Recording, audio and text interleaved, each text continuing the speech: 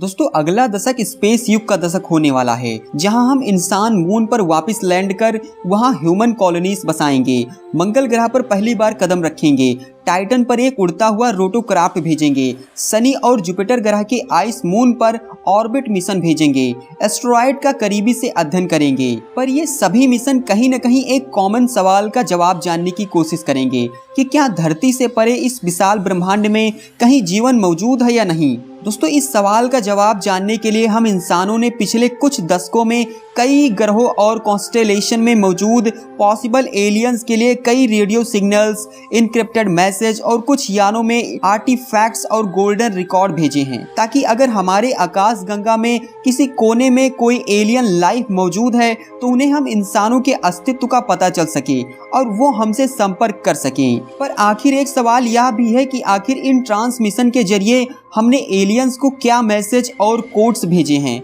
और आखिर इन मैसेज को किसी एलियन प्लेनेट तक पहुंचने में कितने सालों का समय लग जाएगा। दोस्तों आज हम इंसानों के सामने सबसे बड़ा सवाल यह है कि क्या हम इस विशाल ब्रह्मांड में अकेले हैं या हमारी धरती से परे भी कहीं किसी ग्रह पर जीवन मौजूद है, और अगर धरती से परे हमारे ब्रह्मांड में कहीं जीवन मौजूद है तो क्या वह हमारी धरती पर मौजूद जीवन से कितना अलग है, क्या वहां हम इंसानों की तरह ही कोई इंटेलिजेंट लाइफ मौजूद है या नहीं। दोस्तों इन सवालों का जवाब जानने के लिए हम इंसानों ने कई मिशनों के जरिए हमारी आकाश गंगा में मौजूद एक्सोप्लैनेट का अध्ययन शुरू किया, और साथ ही हमने दूसरे स्टार सिस्टम व कॉन्स्टेलेशन में मौजूद किसी पॉसिबल एलियन स्पेसीज के लिए रेडियो सिग्नल्स, इनक्रिप्टेड मैसेज और साथ ही स्पेस मिशनों में कोडेड रिकॉर्ड्स भी भेजना शुरू किया, ताकि धरती से परे मौजूद किसी एलियन स्पेसीज को हम इंसानों के अस्तित्व का पता चल सके और रेडियो सिग्नल्स के जरिए वो हमसे संपर्क कर सकें। दोस्तों रेडियो वेव्स एक तरह का इलेक्ट्रोमैग्नेटिक रेडिएशन होता है, जिसकी वजह से ये स्पेस में लाइट के स्पीड से ट्रेवल करते हैं, जो कि ट्रांसमिशन का फास्टेस्ट स्पीड है। दोस्तों अगर कुछ मिशनों की बात करें तो नंबर 1 पर आता है मोर्स मिशन। यह मुख्य तौर पर यूएसएसआर द्वारा किए गए एक ब्रांड न्यू प्लेनेटरी रडार का टेस्ट रन था, जो कि रेडियो वेव्स के जरिए हमारे सौर मंडल में मौजूद ग्रहों और ऑब्जेक्ट का अध्ययन करने में सक्षम था। दोस्तों यह हमारे मानव इतिहास में किसी एक्स्ट्रा टेरेस्ट्रियल स्पीसीज के लिए भेजा गया पहला मैसेज था। अपने डायरेक्शन में यह मैसेज हमारी धरती से करीब 20 लाइट ईयर्स दूर लाइबिया कॉन्स्टेलेशन में मौजूद गैलेक्सिस 581 प्लेनेटरी सिस्टम से होकर गुजरा था। दोस्तों हमारे धरती और हम इंसानों के अस्तित्व को दूर ब्रह्मांड तक पहुंचाने की कोशिशें 1962 से ही शुरू हो गई थी, जब सोवियत यूनियन के वैज्ञानिकों ने पहली बार अपने रेडियो ट्रांसमीटर को वीनस ग्रह की ओर पॉइंट करके स्पेस में अब तक का पहला रेडियो सिग्नल भेजा। यह 3 वर्ड मिर, लेनिन और SSR एक मैसेज था, जिसे मोर्स कोड में इनकोड किया गया था। दोस्तों हम एक्स्ट्रा टेरेस्ट्रियल लाइफ से संपर्क करने के लिए केवल रेडियो मैसेज तक सीमित नहीं रहे, बल्कि हमने इंटरस्टेलर मिशंस के जरिए कुछ ऐसे स्पेसक्राफ्ट भी लॉन्च किए जिसमें विशेष आर्टिफैक्ट्स मौजूद थे। इन आर्टिफैक्ट्स में हमारे स्टार सिस्टम, धरती पर मौजूद जीवन और हम इंसानों से जुड़ी कई महत्वपूर्ण जानकारियां मौजूद थी, ताकि अगर भविष्य में इन स्पेसक्राफ्ट का सामना किसी एक्स्ट्रा टेरेस्ट्रियल स्पीसीज से हो तो वो हमारे अस्तित्व और इस विशाल ब्रह्मांड में हमारे लोकेशन को जान सके। दोस्तों अगर किसी स्पेसक्राफ्ट के जरिए एक्स्ट्रा टेरेस्ट्रियल लाइफ को मैसेज भेजने की बात करें तो सबसे पहले 1972 व 1973 में लॉन्च किए गए पायोनियर 10 और पायोनियर 11 मिशन के साथ एक मेटल प्लॉग लगाया गया था। इस प्लॉग का आइडिया महान अमेरिकी एस्ट्रोनॉमर कार्ल सैगन ने दिया था, जिनका मानना था कि अगर भविष्य में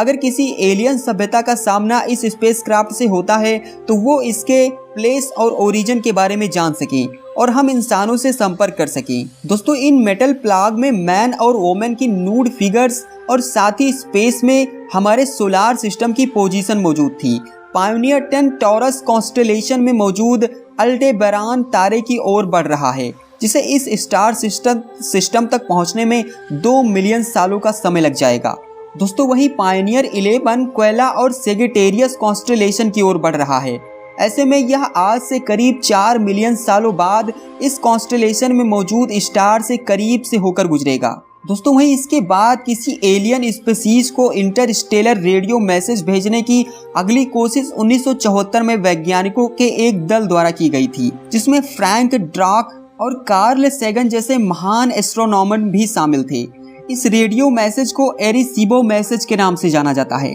जिसे एरेसीबो ऑब्जर्वेटरी के जरिए हमारी धरती से करीब 25,000 लाइट ईयर्स दूर मौजूद मेसिरियस 13 स्टार क्लस्टर की ओर भेजा गया था। दोस्तों, इस रेडियो मैसेज में 1680 बिट्स का डाटा मौजूद था, जिसे अगर सही तरीके से ट्रांसलेट किया जाता तो इसमें एक ह्यूमन स्टिक फिगर, डबल हेल्सिक DNA structure, carbon atom model और टेलीस्कोप का एक डायग्राम मौजूद था। इस मैसेज को भेजने का मुख्य मकसद दूर स्पेस में मौजूद एक्स्ट्रा टेरेस्ट्रियल लाइफ को हम इंसानों और धरती के अस्तित्व के बारे में बताना था। दोस्तों, एरेसीबो मैसेज को अपने डेस्टिनेशन यानी मेसियर 13 तारा क्लस्टर तक पहुंचने में करीब 25,000 सालों का समय लग जाएगा और हो सकता है तब तक यह डेंस स्टार क्लस्टर अपने सेंटर कोर से थोड़ा खिसक जाए।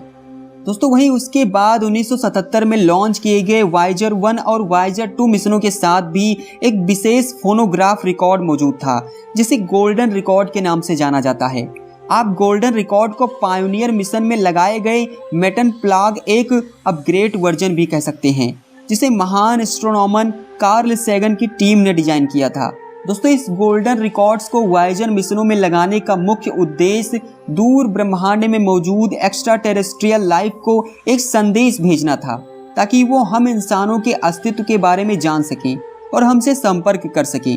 गोल्डन रिकॉर्ड में कई तरह के साउंड और फोनोग्राफ मौजूद हैं, जो कि हमारी धरती पर मौजूद विभिन्न प्रकार के लाइफ और कल्चरल डाइवर्सिटी को दर्शाता है। हालांकि वायेजर मिशन किसी पर्टिकुलर स्टार की ओर नहीं बढ़ रहा है, पर वायेजर 1 मिशन अपने आने वाले करीब 40,000 सालों में ग्लिसेस 445 तारे से केवल 1.6 लाइट ईयर्स करीब से होकर गुजरेगा। वहीं वायेजर 2 मिशन अपने आने वाले करीब 42,000 सालों में रोज 248 तारे से मात्र 1.7 लाइट ईयर्स और 2 लाख सालों बाद सीरियस तारे से 4.3 लाइट ईयर्स करीब से होकर गुजरेगा। दोस्तों, अगली कोशिश टीम एनकाउंटर नामक एक टेक्सास बेस्ड स्टारशिप द्वारा 1999 और 2003 में की गई थी। कॉस्मिक कॉल मुख्य रूप से एक 2 सेट का इंटरस्टेलर रेडियो मैसेज था, जिसे सिनेमा में मौजूद RT-17 रेडियो टेलीस्कोप द्वारा हमारे सूरज के समीप मौजूद दूसरे स्टार सिस्टम तक भेजा गया था।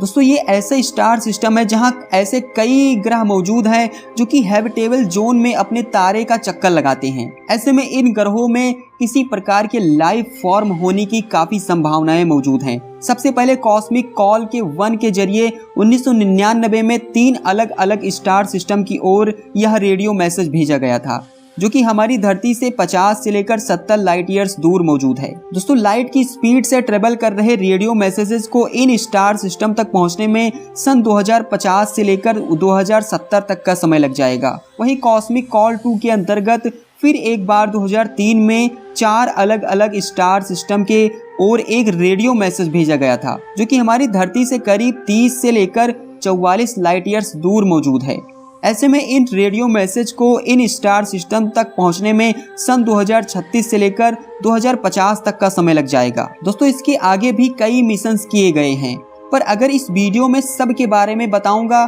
तो वीडियो काफी लंबी हो जाएगी, इसलिए इसका पार्ट 2 बनाऊंगा, जिसमें इसके आगे के मिशन के बारे में आपको बताऊंगा। फिलहाल इस वीडियो में इतना ही, और अगर आपने अभी तक हमारे चैनल को सब्सक्राइब नहीं किया है तो सब्सक्राइब द स्टडी स्पोर्ट 1। तब तक के लिए जय हिंद, जय भारत।